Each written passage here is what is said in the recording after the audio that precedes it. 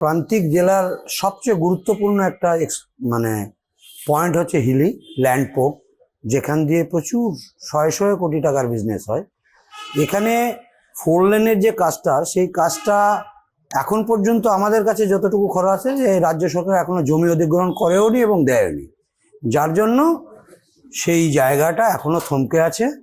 জমি অধিগ্রহণ হলে মানে খুব তাড়াতাড়ি কাজ শুরু হবে এবং এই ক্ষেত্রে সম্ভাবনাময় বাংলাদেশের যে বর্তমান যে সরকার এসছে, এই সরকারের সঙ্গে যে বিজনেস বা এক্সপোর্ট সেটা বাড়ার সাংঘাতিক সম্ভাবনা আছে। এবং বিগত বিএনপি গভর্নমেন্টের আমলে আমরা যা দেখেছি, যা এক্সপোর্ট করতে গিয়ে বুঝেছি যে এই সরকারের আমলে এক্সপোর্টগুলো ভীষণভাবে বাড়ে এবং প্রচুর পরিমাণে এক্সপোর্ট হয়। কিন্তু আমরা কেন, কি কারণে, কোন অজ্ঞাত কারণে আজকে জমি অধিগ্রহণ হচ্ছে না বা জমি দেওয়া হচ্ছে না, এটা আমাদের কাছেও বোধগম্য নয়।